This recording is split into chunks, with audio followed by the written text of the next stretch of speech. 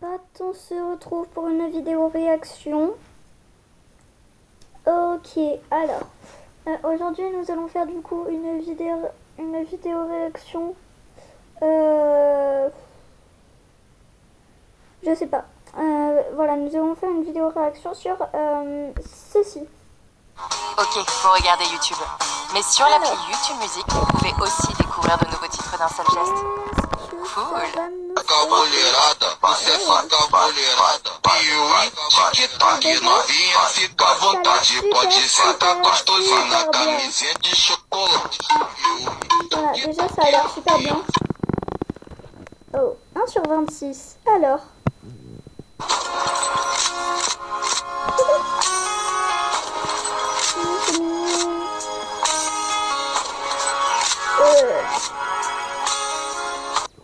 Non, je rigole, on va pas réagir à ça. En fait, nous allons réagir à la... Gente, hoy les voy a presentar a mi nuevo amigo. Chéquense. Attendez, hein. Gente, les presento Esponjita. Esponjita. Slayer, hein. Attention aux représailles du serpent et au banaille. Épée flexible, attaque terrible. Le pilier du serpent, dissimulé peu parlant. La souffrance du venin, un œil bleu, un œil jaune. Un serpent sur l'épaule, Missouri dans son cœur. Une technique, la terreur. Attention aux représailles du serpent et au banaille. Épée flexible, attaque terrible. I've spent all of the love I saved. We were always in a losing game. Small town boy in a big arcade. I got addicted to a losing game.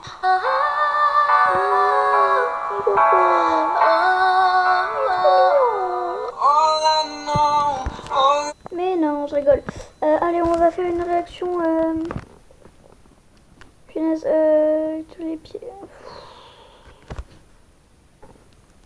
Oh punaise. Ouais. Attendez. Hop. Voilà, désolé, hein, j'écris. C'est un peu long pour commencer. Alors là...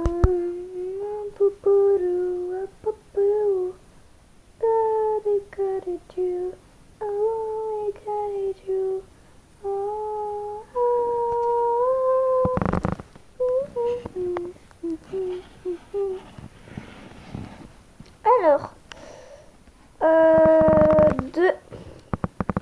désolé, hein, on va réagir à la mort de mon perso préféré. Je sens que je vais chialer. Voilà. Alors moi, il y en a beaucoup que j'aime pas trop, mais voilà, moi. Pourquoi je mets un espace Mouichi. Attendez, hein, il manque 2 lettres. Comment ça? Il se moque de moi. Non, Mouichiro, frère. VF. C'est quoi ça? Comment ça?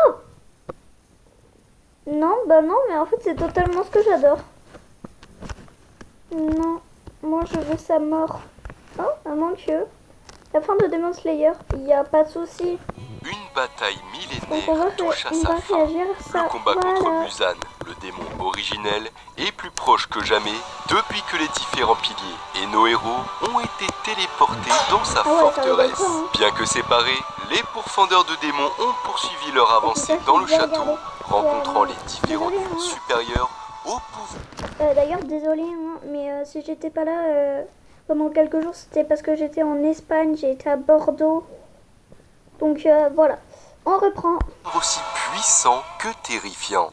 Shinobu a finalement perdu son duel et a été dévorée par la seconde lune supérieure Doma, laissant derrière elle sa disciple Kanao, prête à tout pour la venger. Tanjiro, quant à lui, C'est bien, accompagné Kanao. par son mentor Giyu, a réussi à vaincre Akaza en entrant dans le monde transparent. Un état de conscience et de concentration totale permettant de déceler chaque muscle et organe de l'adversaire pour exploiter ses failles. Bien que ce soit une première victoire, cette nuit d'affrontement ne fait que commencer. Ah ouais, y en a car qui Muzan, s'entendent. ayant absorbé Tamayo qui voulait le rendre à nouveau humain, entame sa transformation finale.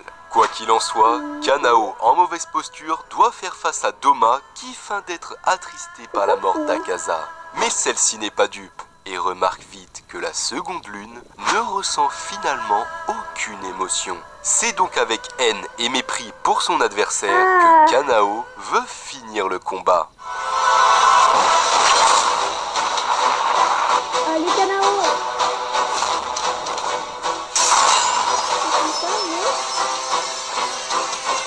Et c'est pas Doma qui va la vaincre. Désolé, mais la deuxième ligne, c'est celle que j'aime pas. C'est la deuxième que j'aime bien. J'aime pas une ligne. Oui, ça doit devenir la prochaine pilier du papillon. La prochaine pilier du papillon.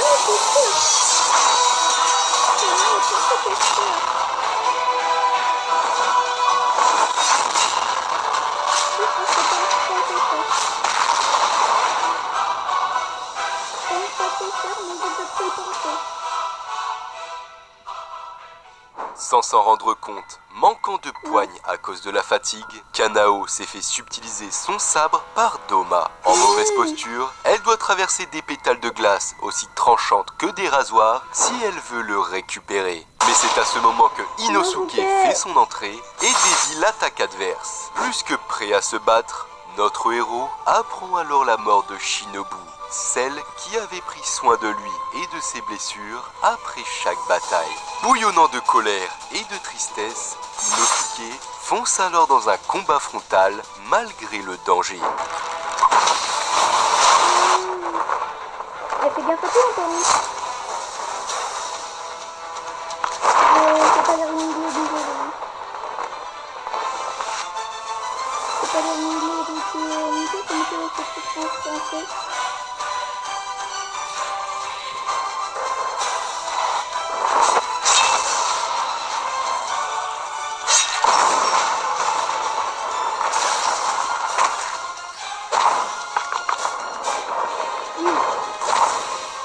Un peu vite ce mec.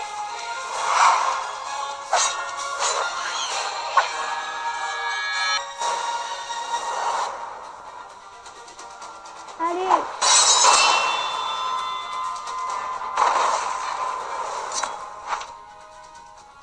Bien que l'attaque d'Inosuke paraisse irréfléchie au premier abord, notre héros a mené cette offensive dans le but de récupérer le sabre de Kanao. Seulement une seule seconde d'inattention a permis à Doma de subtiliser un nouvel objet qui n'est autre que le masque de notre héros. En voyant le véritable visage d'Inosuke, Doma semble reconnaître des traits chez lui qui lui sont familiers. En s'enfonçant un doigt dans le crâne à la recherche de ses souvenirs, la lune supérieure a alors une illumination. Il y a une dizaine d'années, une jeune femme seule, accompagnée d'un bébé, était venue trouver refuge dans son culte pour échapper au coup de son mari qui la battait. Cette femme s'appelait Kotoa et n'était autre que la mère d'Inosuke. Bien qu'il trouvait la jeune femme idiote, Doma appréciait particulièrement sa beauté et sa voix, ce qui lui suffisait pour se retenir de la dévorer. Celle-ci chantonnait la même chanson tous les jours, celle où elle promettait de tout faire pour protéger son fils,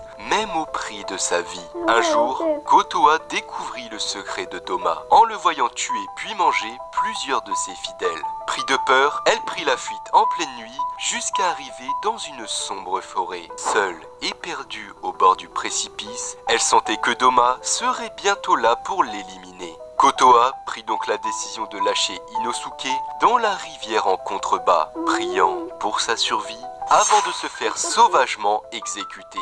Les souvenirs de sa mère faisant de nouveau surface dans son esprit, Inosuke est pris d'une tristesse inconsolable en se rappelant l'amour protecteur de celle qui a essayé de le protéger jusqu'au bout. Notre héros remercie alors le destin d'avoir mis à nouveau Doma sur son chemin et s'apprête, transi de colère, à se venger. En un instant, les deux pourfendeurs de démons s'élancent, mais Doma stoppe net leur attaque et invoque des pantins de glace pour continuer le combat à sa place. Ah, mais Se Doma, il dirigeant triche, vers les autres comment ça, piliers, des pantins de toujours en glace, vie, bien que nos héros ne veulent pas le laisser c'est la s'échapper, Doma est protégé par Il est ses malade. créations, capable même d'utiliser son pouvoir sanguinaire.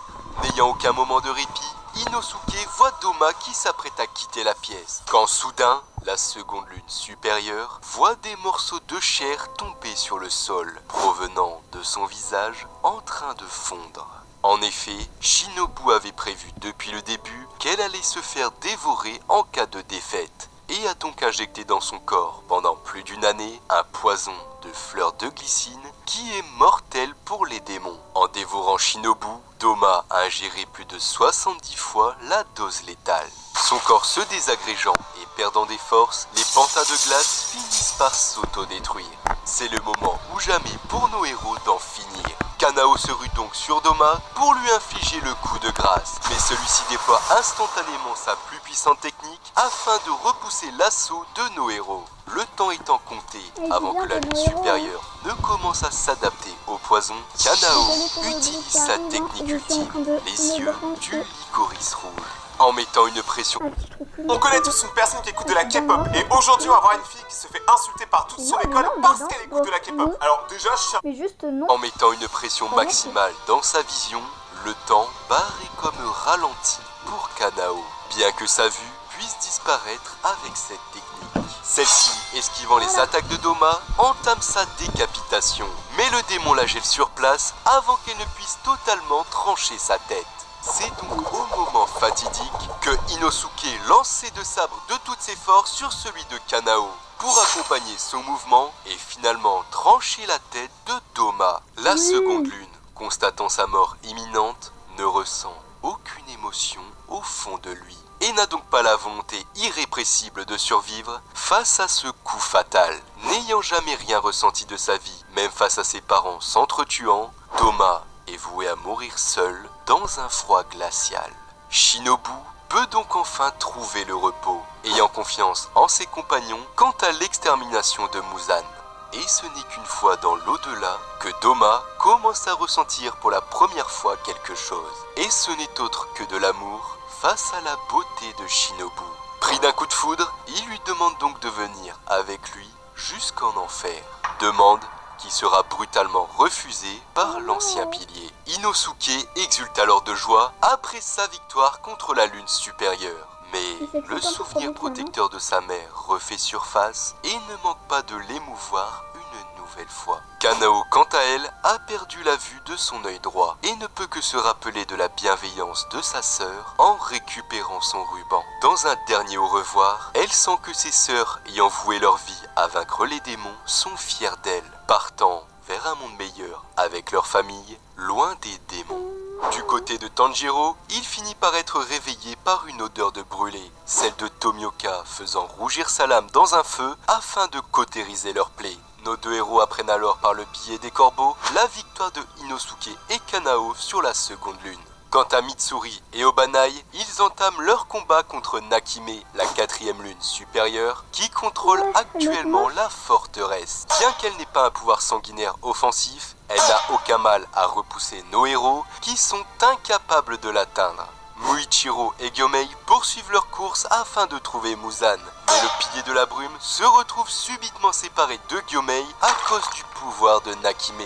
Seul, il doit à présent faire face à Kokushibo, la première lune supérieure. Face à cette sombre aura écrasante, Muichiro tremble de peur pour la première fois de sa vie. Kokushibo, en l'examinant et en demandant son nom, découvre alors que le pilier de la brume n'est autre qu'un de ses descendants. Muichiro, bien que perturbé face à cette révélation, passe à l'action pour faire disparaître sa peur. Mais même en déployant sa marque et en usant de ses meilleures techniques, Kokushibo apparaît comme une ombre intouchable. Afin de témoigner un minimum de respect face à son descendant, Kokushibo dégaine sa lame, tranchant en un instant la main de Muichiro. Notre héros s'empresse donc de ralentir le saignement avant de mener une nouvelle offensive. Mais cette fois, le pilier de la brume voit son sabre être retourné contre lui-même et finit empalé sur un poteau en bois.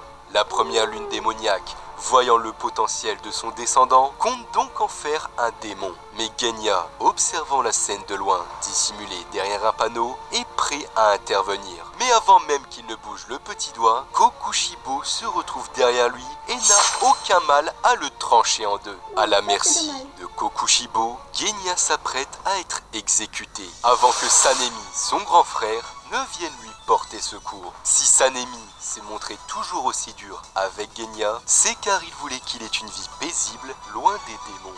Voyant son petit frère dans un état critique, le pilier du vent ne peut qu'exploser de colère et attaquer la lune démoniaque. En croisant le fer avec Kokushibo, Sanemi se rend compte que ses techniques sont bien différentes des autres démons. Et pour cause, Kokushibo utilise lui aussi le souffle. Dans cet affrontement au rythme insoutenable, Sanemi, même avec beaucoup d'ingéniosité, ne rivalise pas face à Kokushibo. Et en réagissant une seconde trop tard, finit par se faire taillader par le souffle de la lune.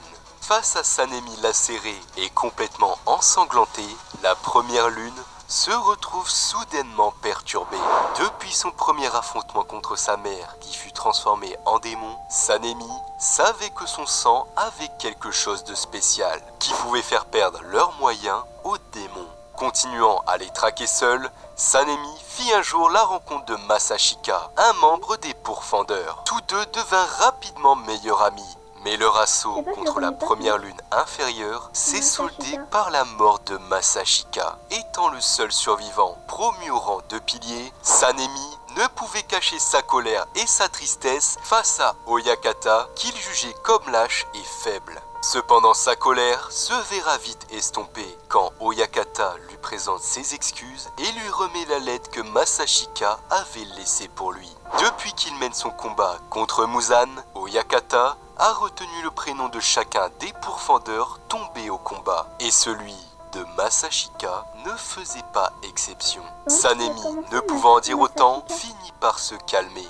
et lire les derniers mots de son frère d'armes.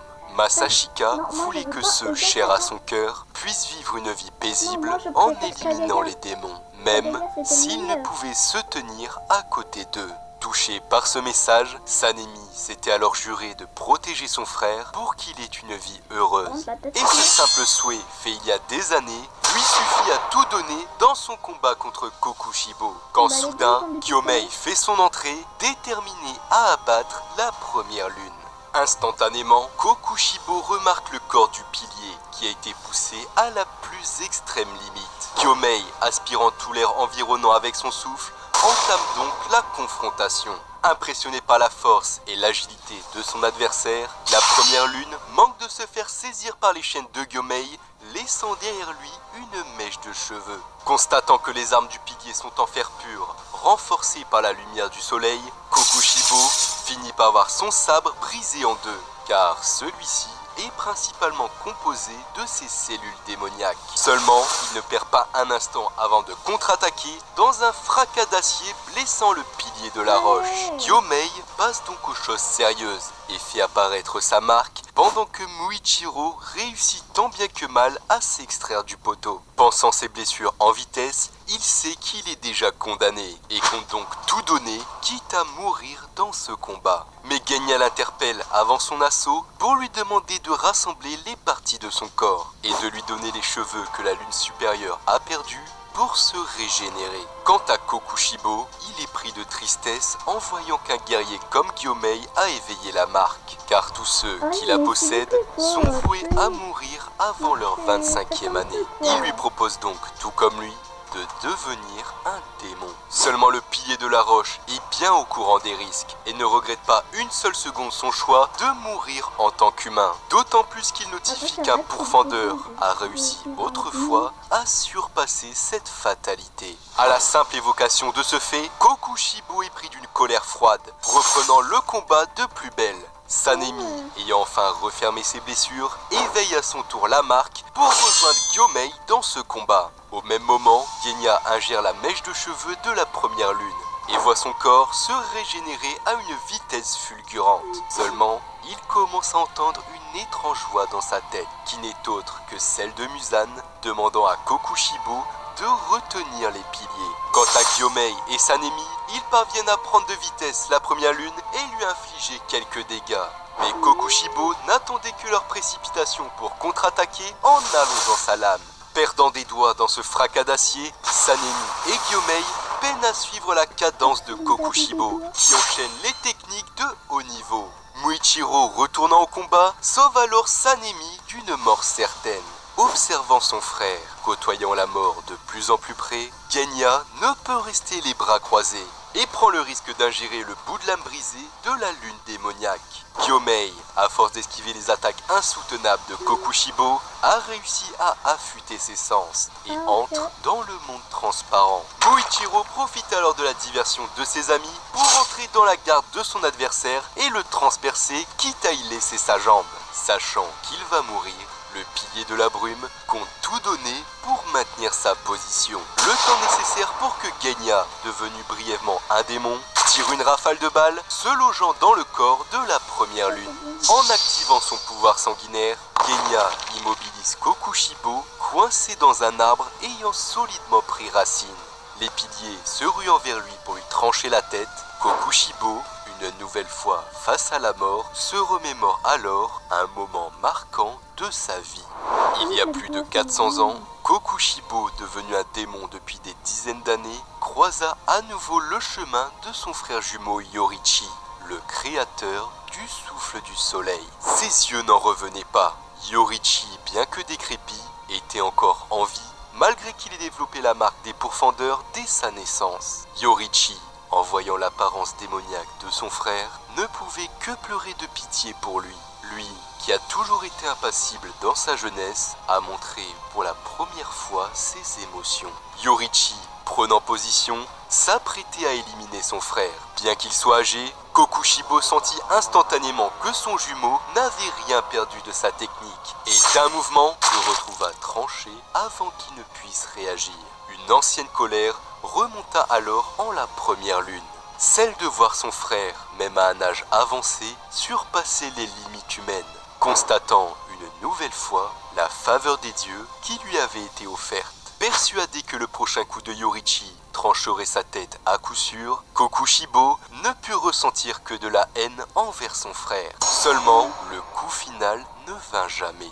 Yorichi, debout, le sabre à la main, venait de mourir de cause naturelle. Voyant le seul épéiste capable de lui infliger une défaite s'étant éteint, Kokushibo se jura depuis cette nuit de ne plus jamais perdre un seul duel. Cette promesse lui faisant de nouveau écho proche de la mort, Kokushibo libère un puissant cri de rage, tranchant instantanément tous ceux sur son chemin.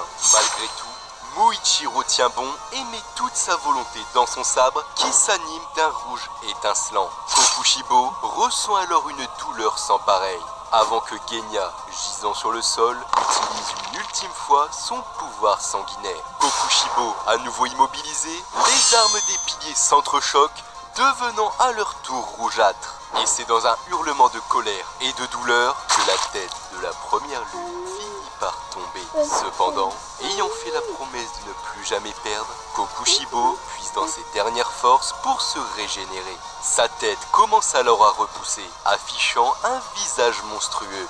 Bien que désemparés, Gyomei et Sanemi relancent l'offensive. Mais en voyant son visage dans le reflet de leurs lames, Kokushibo ne se reconnaît plus.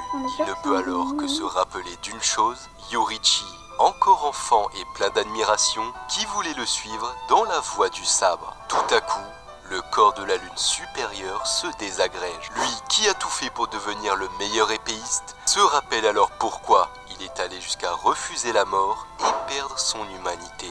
Depuis petit, la seule chose que désirait réellement Kokushibo, c'était d'être aussi fort que son frère. Dès la naissance des deux jumeaux, Yorichi portait déjà la marque, ce qui lui valut le rejet de son père, qui lui donna beaucoup moins d'attention comparé à Kokushibo. À ses 10 ans, Yorichi était voué à partir de la demeure familiale pour devenir prêtre dans un monastère. Toujours aux côtés de sa mère, c'était un enfant très silencieux. Kokushibo, le voyant toujours mis à l'écart, lui a alors offert une flûte en bois qu'il avait confectionnée lui-même. C'était le premier cadeau que Yorichi reçut de sa vie et c'était donc devenu son trésor. Un beau jour, en voyant Kokushibo s'entraîner au sabre, Yorichi ouvrit la bouche pour la première fois afin de manifester son désir d'être lui aussi un fort samouraï, tout comme son frère. Avec sa gentillesse naturelle, personne ne croyait en son projet, car de toute façon, il était voué à devenir prêtre. Sauf qu'avec les quelques instructions de base qu'il avait reçues,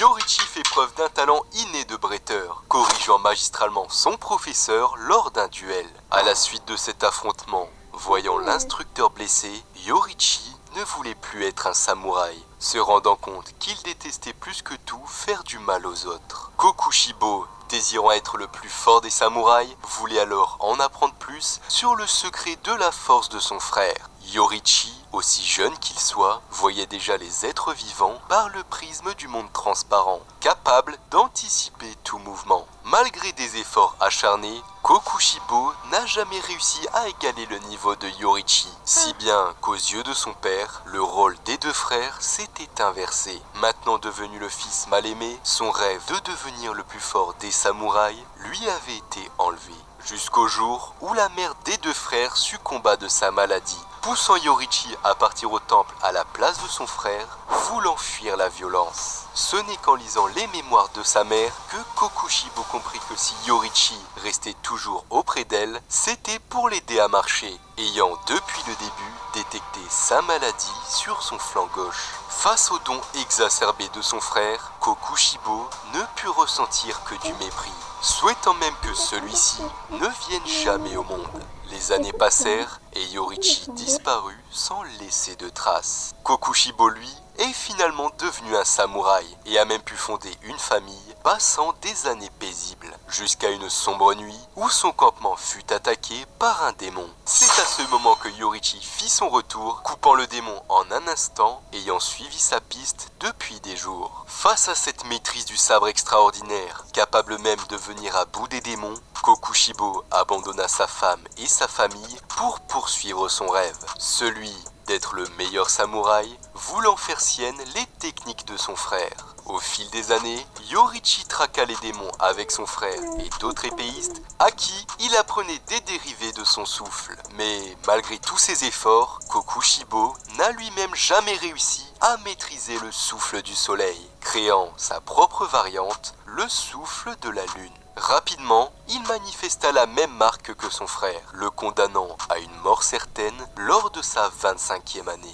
N'ayant toujours pas rattrapé le niveau de son frère et le temps défilant en sa défaveur, Kokushibo finit par accepter la proposition de Muzan afin de vivre pour l'éternité. Vivant une vie de meurtre et de combat, Kokushibo se croyait enfin libéré de toute entrave, jusqu'à ce que son chemin croise à nouveau celui de son frère, qui le surpassait encore malgré son âge avancé. Face au corps de son frère encore debout, ayant rendu l'âme, Kokushibo ne ressentait plus que de la haine pour son jumeau, se sentant misérable à chaque fois qu'il le croisait. D'un coup net, il déchiquetait alors sa carcasse, ainsi que la flûte en bois que Yorichi avait gardée avec lui depuis tout ce temps, faisant couler les larmes du démon. C'est avec ce souvenir que Kokushibo, la première lune démoniaque, ne put que se rappeler dans ses derniers instants le visage de son frère, qu'il avait pourtant essayé d'oublier au fil des siècles. Se questionnant sur les raisons de sa propre venue au monde, Kokushibo, ayant tout sacrifié en vain, ne laisse derrière lui que la flûte de son frère. Le combat est terminé. Le Sanemi inconscient montre encore la volonté de se battre avant de s'écrouler de fatigue. Malheureusement pour Tokito, il a succombé à ses blessures, retrouvant son frère dans l'au-delà. Bien que celui-ci aurait préféré qu'il fuit pour vivre plus longtemps, Tokito ne regrette rien, ayant été heureux à chaque minute passée avec ses amis. Son frère, fondant en larmes, avoue alors que son seul souhait était que Tokito survive. Cette phrase marque alors leur retrouvaille. Quant à Genya, ayant eu le visage coupé en deux, il remercie le ciel pour la survie de son frère. Dès son réveil, Sanemi court vers lui, voyant son corps partir en poussière comme celui d'un démon. Dans ces derniers instants, Genya s'excuse d'avoir causé du souci à son frère et le remercie de l'avoir protégé tout ce temps. Il finit donc par avouer qu'il voulait faire la même chose pour lui, ne voulant pas qu'il meure, car à ses yeux, Sanemi est la personne la plus gentille du monde. Sur ces dernières paroles, Genya disparaît, laissant un gouffre dans le cœur de son frère, ne pouvant être comblé. Pour la première fois, Sanemi fait part d'une tristesse et d'une vulnérabilité rare, celle de ne pas avoir pu sauver son frère qu'il s'était juré de protéger. Toutefois, cette funeste nuit ne fait que commencer, car Muzan est toujours en vie. Par le biais d'un corbeau, Tanjiro apprend alors la triste nouvelle et compte se battre jusqu'au bout, car il a appris grâce à Senjuro que la danse du dieu du feu ne possède non pas 12, mais 13 mouvements. Cette information est peut-être la clé qui va lui permettre de vaincre Muzan. D'ailleurs, celui-ci vient de finir sa régénération, déchiquetant tous les pourfendeurs aux alentours. Il semblerait donc que le médicament de Tamayo, censé faire redevenir Muzan humain, n'ait pas fonctionné. Le démon originel n'a alors aucun remords à éliminer Tamayo de ses mains. Ce qui n'est pas sans provoquer un choc chez Yushiro, qui peine à contenir sa rage. Dans les allées de la forteresse, les pourfendeurs se font complètement anéantir par Muzan, qui compte bien en finir avec eux cette nuit. Oyakata, le nouveau dirigeant des piliers, se retrouve alors sans voix face à ce massacre, jusqu'à ce que ses sœurs le rappellent à son devoir et lui redonnent espoir. Tous les piliers ont donc l'ordre de se rassembler pour éliminer Muzan. Cependant, tant que la 4e lune supérieure est là, ils ne pourront se déplacer librement. Obanai concocte alors un mystérieux plan pour en venir à bout. Du côté de Giyu et de Tanjiro, leur course finit par les mener tout droit face à Muzan. Dès qu'il l'aperçoit, Tanjiro se rappelle les nombreux morts parmi sa famille et ses amis causés par le maître des démons. Ce qui ne manque pas de faire trembler notre héros d'une rage bouillonnante. En voyant les pourfendeurs, Muzan ne comprend donc pas pourquoi il s'obstine autant à le combattre, se percevant comme l'équivalent d'une catastrophe naturelle, pensant que les pourfendeurs devraient passer à autre chose, se réjouissant du fait d'avoir survécu afin de vivre une vie paisible. En entendant ces mots, Tanjiro, d'une colère froide, est persuadé que Muzan est un être qui ne devrait pas exister sur cette planète. C'est la première fois que Tanjiro ressent autant de haine pour un être vivant. Et cette opposition irréconciliable mène les deux adversaires aux prémices de la bataille finale. En un mouvement, Muzan déploie ses bras semblables à des fouets aux tranchants acérés. Tanjiro et Giyu peinent à esquiver ses attaques, ne réagissant qu'à l'instinct au vu de la vitesse fulgurante de ses coups. Toutefois, Tanjiro parvient à s'approcher, mais se fait instantanément taillader l'œil droit. Giyu vient alors le sortir de ce faux pas in extremis. Soudain, Muzan annonce que le soleil ne pénètre pas dans cette forteresse et que la 4e lune supérieure est déjà venue à bout de Obanai et Mitsuri. Choqués par cette nouvelle, nos héros peinent à suivre le rythme, au point où Tanjiro ne peut presque plus respirer. Muzan s'apprête alors à lui porter un coup fatal, quand soudain, Mitsuri fait son entrée, prenant le maître des démons par surprise, tandis que Obanai sauve Tanjiro de justesse. Déconcerté de les voir encore en vie, Muzan demande à Nakime ce qu'il se passe, sauf que c'est Yuichiro qui lui répond, ayant pris le total contrôle sur le démon. Souhaitant se venger pour la mort de Tamayo, Yuichiro, brûlant de colère, compte tout faire pour éliminer Muzan. Mais le démon originel tente de reprendre le contrôle de la forteresse avec son pouvoir. Entamant un duel, la forteresse bouge de toutes parts et Muzan reprend petit à petit le contrôle de Nakime, absorbant sur son passage les cellules de Yuichiro. Heureusement, les piliers forcent Muzan à se concentrer sur le combat, laissant Yuichiro reprendre le contrôle. Voyant la situation dégénérer, Muzan préfère alors tuer directement la 4e lune pour faire s'effondrer l'immense forteresse sur les piliers. Dans un fracas total, la forteresse s'écrase sur le sol. Muzan se trouvant maintenant à l'extérieur en plein milieu d'une ville, tandis que nos héros peinent à se relever après cette violente chute. Pour vaincre Muzan, les piliers devront donc le combattre et le retenir ici pendant encore 1h30 avant que le soleil ne se lève. Ayant pleinement confiance en ses capacités, le maître des démons met donc nos héros au défi de le battre. Les piliers s'élancent alors dans la bataille finale, mais la régénération de Muzan est telle que sa tête ne peut tout simplement pas être décapitée. Muzan préparant la contre-attaque, les jeunes pourfendeurs se jettent sur les piliers, donnant leur vie pour les protéger. Voyant un camarade se sacrifier pour lui, Tanjiro ne peut pas abandonner le combat malgré ses blessures et court vers le lieu de l'affrontement. Seulement notre héros finit par s'écrouler au milieu du chemin, crachant énormément de sang. Muzan avoue donc avoir mêlé de grandes quantités de sang démoniaque dans ses coups, ce qui agit comme un violent poison, détruisant toutes les cellules chez les humains. Ayant subi une grave blessure à l'œil, Tanjiro, infecté par le poison, voit son cœur s'arrêter, ne laissant plus que son corps inerte. Nezuko, en plein sommeil, se réveille soudainement, sentant que son frère est en danger. Guidée par la voix de son père, elle court aussi vite qu'elle peut pour rejoindre le champ de bataille. Là-bas, même avec leur assaut coordonné, les piliers peinent à contenir Muzan et se retrouvent tous grièvement blessés. Jusqu'à ce que Gyomei et Sanemi fassent leur retour, ne manquant pas d'immoler le démon avec de l'alcool. Pendant ce temps, un jeune pourfendeur s'occupe de mettre Tanjiro à l'abri et l'emmène soigner ses blessures. Aux portes de la mort, Tanjiro a alors une vision, celle de son ancêtre nommé Sumiyoshi d'il y a 400 ans, passant un moment avec Yorichi, l'unique utilisateur du souffle du soleil, ayant autrefois sauvé sa famille des démons. Si le pourfendeur était venu rendre visite à la famille Kamado, c'était pour trouver une oreille attentive à son histoire. Yorichi trouvait ce monde tellement beau que simplement voir des gens heureux suffisait à son bonheur. De son enfance, il ne garda en mémoire que la gentillesse de son frère et la douceur de sa mère. Mais le jour où il quitta la demeure familiale, il n'alla pas au temple, mais courut jusqu'à épuisement en suivant le ciel. Cette course effrénée mena alors le jeune garçon jusqu'à une fille de son âge nommée Uta, qui avait perdu sa famille dans une épidémie. Les deux orphelins partagèrent donc leur chemin ensemble, jusqu'à ce que 10 ans plus tard, ils s'unissent par le mariage et attendent leur premier enfant. Un jour, Yorichi partit chercher une sage-femme pour préparer l'accouchement. Mais son bon cœur le mena à aider un vieillard et il ne put revenir chez lui qu'à la nuit tombée. Seulement, en rentrant, il ne trouva que le corps éviscéré de sa femme gisant sur le sol. Le bonheur, ainsi que le rêve de mener une vie simple et heureuse, venait de lui être enlevé. Seul et empli de tristesse, il ne put serrer dans ses bras que le corps sans vie de sa défunte épouse et de son enfant. Jusqu'à ce que le samouraï poursuivant le démon vint chez lui, offrant des obsèques dignes à sa famille.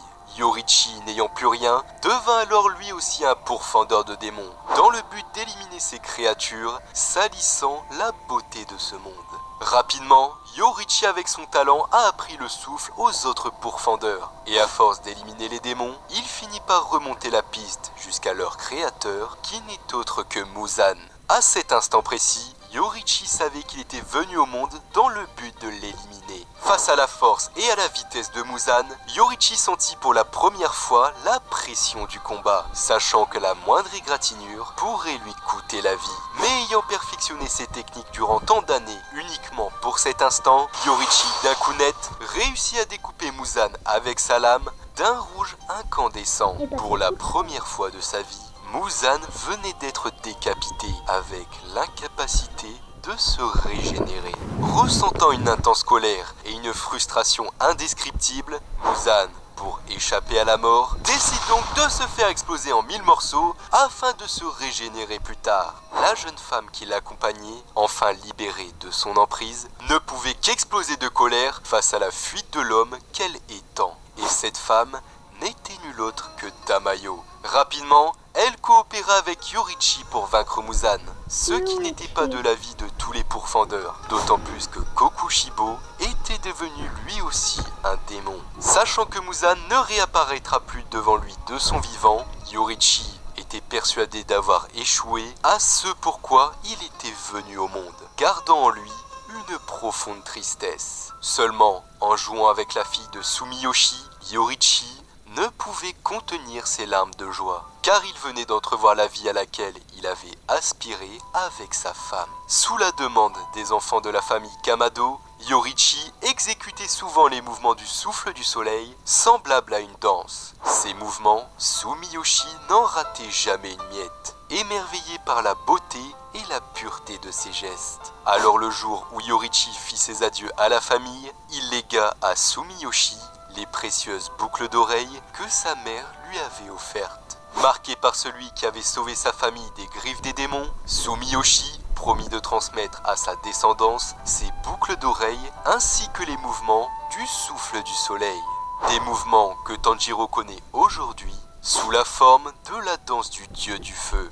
De retour dans le combat contre Muzan, les piliers peinent à retenir les assauts du démon originel et Mitsuri se retrouve gravement blessée par une de ses attaques. Obanai part donc la mettre à l'abri, bien que celle-ci désire encore combattre. Retournant immédiatement au combat, Obanai veut tout faire pour protéger celle qu'il aime, quitte à en mourir, bien qu'il pense que Mitsuri ne puisse accepter son passé. Étant le seul garçon né dans une famille composée exclusivement de femmes, vivant dans l'opulence grâce à des biens volés, Obanai a toujours vécu dans une cage où on lui apportait des dizaines de repas tous les jours. Mais à chaque nuit, il ne pouvait trouver le sommeil, sentant un sombre regard posé sur lui. Et pour cause, sa famille vénérait une démone au corps de serpent à qui elles offraient leur enfant en sacrifice. Obanai était donc le prochain sur la liste. Décrétant qu'il devait ressembler à la démone, sa famille n'hésita pas à lui entailler les joues avant de le remettre dans sa cage. Obanai n'avait alors qu'une idée en tête, fuir pour sa vie. Le seul allié qu'il pouvait faire confiance dans sa survie était un serpent égaré qu'il appela Kaburamaru. Un jour, il réussit à s'évader de sa cage et quitter la demeure familiale, mais fut rapidement rattrapé par la démone, prête à le dévorer. Par chance, Rengoku le sauva in extremis de son étreinte. Seulement, la fuite d'Obanai avait causé la mort de toute sa famille, qui a été exterminée de colère par la démone. Vivant avec ce poids sur les épaules depuis ce jour, Obanai a fini par rejoindre les pourfendeurs, dans l'objectif de sauver plus de personnes qu'il n'en avait causé la mort par sa fuite. Ce but en tête, il est donc prêt à tout pour éliminer Muzan, promettant d'avouer son amour à Mitsuri si un jour il se réincarne en humain. Proche de la bataille, les pourfendeurs bloquent l'accès des rues aux civils. Quand soudain, un étrange chat sort des décombres et court à toute vitesse vers le combat. Là-bas, l'état des piliers est critique, perdant petit à petit leur force, gangrénés par le poison de Muzan. Soudain, le chat apparaît et propulse une seringue dans chaque pilier encore en combat. Le poison dans le corps de nos héros se stoppe alors instantanément. Ces sérums sont le fruit des recherches de Tamayo, qui, même morte, combat encore Muzan. Reprenant du poil de la bête, Obanai, d'une volonté sans faille, réussit à faire rougir sa lame. Cependant, en tenant de toutes ses forces le manche de son sabre, il finit par en oublier de respirer. Chose qui ne passe pas inaperçue pour Muzan, s'apprêtant à lui infliger un coup fatal. Et au dernier moment, Obanai est sauvé et les bras de Muzan tailladés. De nouveaux renforts viennent d'arriver, camouflés dans la poussière, et ce n'est autre que Inosuke, Zenitsu et Kanao. Cette distraction permet donc à Obanai de contre-attaquer et trancher Muzan de sa lame rouge, ce qui ralentit énormément sa régénération. Les piliers font alors s'entrechoquer leurs lames pour qu'elles deviennent rouges à leur tour. À l'écart du combat, des pourfendeurs injectent le sérum de soin à Tanjiro, qui voit miraculeusement son cœur rebattre. Pour le réveiller, les pourfendeurs lui crient que Muzan risque de s'enfuir, ce qui provoque un électrochoc chez notre héros qui ouvre à nouveau les yeux. Les piliers, avec l'arrivée des renforts, peuvent alors se concentrer davantage et apercevoir l'intérieur du corps de Muzan avec le monde transparent. Mais nos héros, trop confiants d'avoir pris l'avantage, ont sous-estimé le maître des démons, qui, en une onde de choc, les fait disparaître avec son pouvoir sanguinaire. Tous ont été touchés et sont tombés inconscients, ayant, pour la plupart, vu leurs membres être coupés. Kanao, face à une telle démonstration de force, s'écroule sur le sol et s'apprête, elle aussi, à être exécutée. Mais au dernier moment, un puissant coup enflammé tranche le bras de Muzan et Kanao se retrouve mise hors de danger. Tanjiro est à nouveau sur pied et compte bien utiliser les mouvements du souffle du soleil transmis par sa famille de génération en génération pour vaincre Muzan. Il a d'ailleurs remarqué que le 13e mouvement qui lui manque ne peut apparaître qu'en enchaînant parfaitement et sans interruption les 12 précédents. Pour réussir là où Yorichi, qui est bien plus talentueux que lui, a échoué, Tanjiro est prêt à vivre l'enfer pour exécuter parfaitement la danse. Dès que notre héros entre dans la bataille,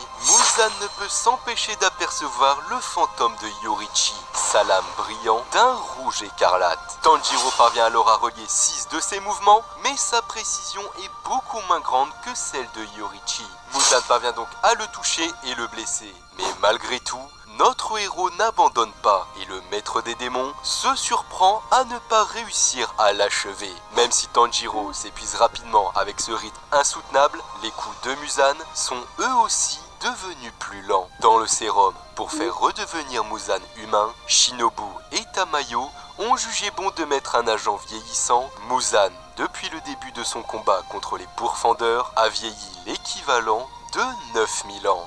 Yuichiro, lui, s'empresse de distribuer de nombreux antidotes aux pourfendeurs pour les sauver. Mais il est bien conscient que Tanjiro ne pourra pas tenir seul longtemps contre Muzan. Et cela ne manque pas. Tanjiro est incapable d'entrer dans le monde transparent avec la fatigue et le rythme effréné du combat. Ce qui lui vaut de trébucher et se rendre à la merci de Muzan.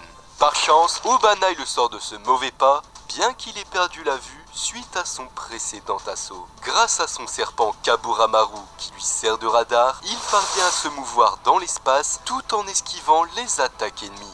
Maintenant à 2 contre 1, Tanjiro pense enfin pouvoir entrer dans le monde transparent, tandis que Muzan observe avec horreur son incapacité à achever nos héros. D'autant plus que ses anciennes cicatrices qui lui viennent de Yorichi refont surface avec le vieillissement. Ces marques indiquent alors les points vitaux de Muzan à nos héros. Depuis plus de 400 ans, ces cicatrices n'ont eu de cesse de consumer quotidiennement sa chair, comme si il était directement exposé aux rayons du soleil. De son point de vue, c'était Yorichi le véritable monstre sur cette terre et non lui. Ne restant plus que 40 minutes avant l'aube, Muzan, en difficulté, décide donc de prendre la fuite, n'hésitant pas à piétiner les cadavres de tous les pourfendeurs sur son chemin. Ne réussissant pas à le rattraper, Tanjiro, brûlant de colère, lui lance tous les sabres de ses compagnons morts au combat pour le ralentir. Le temps nécessaire pour que Obanai réussisse à transpercer la gorge de Muzan avec sa lame incandescente. Forcé de combattre, Muzan voit son corps arriver près de ses limites physiques, tandis que Nezuko vient tout juste d'arriver près du lieu du combat. Plus elle se rapproche, plus ses souvenirs refont surface.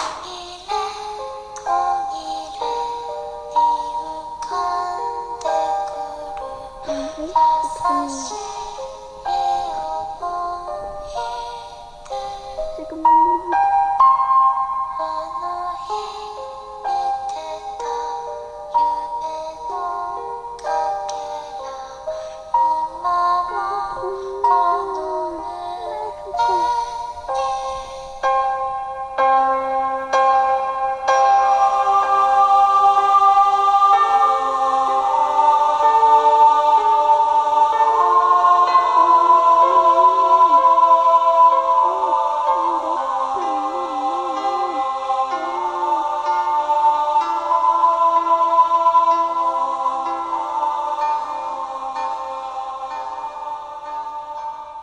En voyant son frère, Nezuko se rappelle qui elle est vraiment, retrouvant à cet instant tous ses souvenirs. En plein milieu du combat, la pression monte de plus en plus pour Muzan, car il sent que les piliers sont en train de reprendre conscience, en plus du soleil qui ne va pas tarder à arriver. Pris au piège, il compte donc s'échapper une nouvelle fois, en se faisant exploser comme il l'avait fait avec Yorichi. Sauf qu'au dernier moment, sa technique s'annule. Muzan se retrouvant dans l'incapacité de se diviser. Tamayo avait déjà prévu qu'il voudrait prendre la fuite en cas de défaite et lui a donc retiré cette capacité via son sérum. Crachant du sang, ayant atteint les limites de son corps, Muzan voit ses points faibles exposés à la merci des pourfendeurs. Proche de la mort, le démon originel canalise donc ses dernières forces pour déclencher une fois de plus son pouvoir sanguinaire, clouant au sol nos héros. Tanjiro, pris de tremblements paralysant tous ses membres, n'arrive alors pas à se relever et ne peut que voir Muzan s'enfuir. Mais Inosuke, malgré ses blessures, compte bien le retenir jusqu'au lever du jour. Zenitsu lui vient alors en aide, le temps que Tanjiro lutte pour sa propre survie. Les tremblements étant causés par le pouvoir sanguinaire de Muzan, Tanjiro décide de s'ouvrir une artère avec sa lame rougeoyante pour pouvoir respirer. Muzan, lui aussi à bout de force, n'arrive presque plus à lever les bras, tandis que les piliers, bien que grièvement blessés, se dirigent à nouveau vers lui, tandis que Tanjiro, ayant retrouvé son souffle, se joint à nouveau à la bataille. Les trois amis, en joignant leurs forces, finissent donc par immobiliser Muzan contre un mur. Le démon tente de riposter, mais Mitsuri lui saisit les bras avant que Sanemi ne vienne les trancher, ne lui restant plus que sa tête. Muzan tente de dévorer Tanjiro avant qu'Obanai ne subisse le coup à sa place. Et c'est dans ces derniers instants du combat que les rayons du soleil viennent éclairer le champ de bataille, devant le regard terrifié de Muzan. Pris de panique, il déploie une ultime onde de choc que Tanjiro parvient à résister malgré la douleur. Mais il n'est pas seul. Giyu, encore debout, l'aide à enfoncer encore plus sa lame qui brille d'un rouge éclatant. Son visage commençant à être brûlé par les rayons du soleil, Muzan n'a d'autre choix que de se fabriquer une armure de chair qui, en gonflant, absorbe Tanjiro. Tous les pourfendeurs utilisent alors leur dernière force pour l'empêcher de se réfugier à l'ombre. Immobilisé par les piliers, Muzan, à court d'options, cherche même à se terrer dans le sol pour fuir le soleil. Seulement, les efforts de tous les pourfendeurs concluent sa fuite par un échec. Après des siècles de terreur, Muzan vient de mourir. Face à cette scène que les pourfendeurs rêvaient de voir depuis tant d'années, des cris et des pleurs de joie retentissent sur le champ de bataille, avant de se précipiter pour soigner les blessés qui sont bien nombreux. Malheureusement, il est déjà trop tard pour Gyomei, qui, dans ses derniers instants, rejoint ses élèves avec le sourire aux lèvres, le devoir accompli.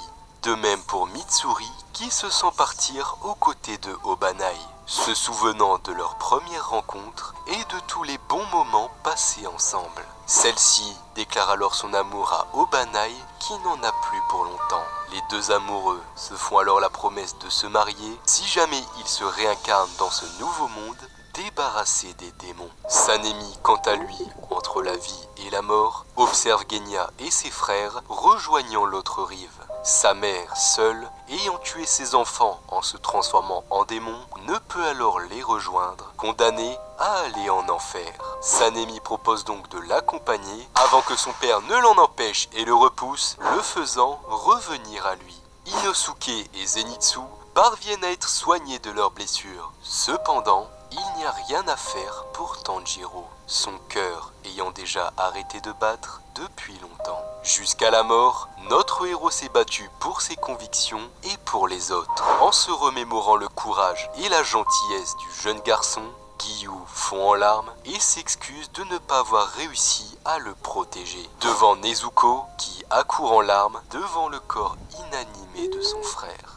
Dans ces derniers instants, avant de disparaître calciné par le soleil, Muzan ne pouvait s'empêcher de penser à la mort. Lui qui, dès sa naissance, avait été déclaré mort-né, a dû se battre et hurler pour vivre afin de le montrer au monde.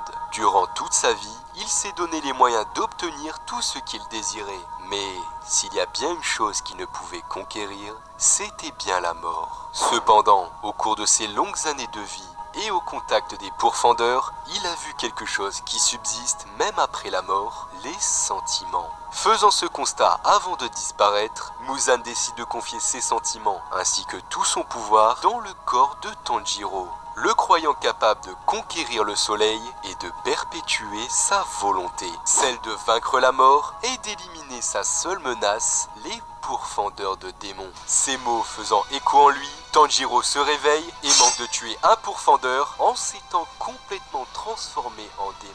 Malgré tout, le soleil lui calcine quand même le visage, avant que Giyu ne le transperce de son sabre et fait part de la sombre nouvelle à nos héros, leur demandant de l'éliminer au plus vite. Seulement l'espace de quelques instants, Tanjiro parvient à complètement conquérir le soleil avant de répliquer. Inosuke est donc obligé d'intervenir, mais il est impossible pour lui de combattre Tanjiro, tant les sentiments d'amitié qu'il a pour lui sont forts. Au moment fatidique, Nezuko s'interpose, essayant de raisonner son frère, qui plante ses crocs dans sa chair. Celle-ci s'excuse alors de l'avoir tout laissé porter sur ses épaules depuis la mort de sa famille, et compte donc tout faire pour qu'il revienne à lui-même. Zenitsu et Inosuke viennent alors la soutenir dans sa démarche en serrant Tanjiro dans leurs bras. Mais rien n'y fait, la volonté de Muzan est trop forte et Tanjiro déploie son pouvoir sanguinaire qui repousse ses amis avec une puissante onde de choc. Seul Nezuko a su rester attaché à lui, pendant que Giyu s'efforce de protéger les pourfendeurs des attaques de Tanjiro. Chargeant une attaque dévastatrice, seul Nezuko parvient à retenir Tanjiro. Preuve que malgré ce déchaînement de violence, notre héros résiste à la corruption de Muzan.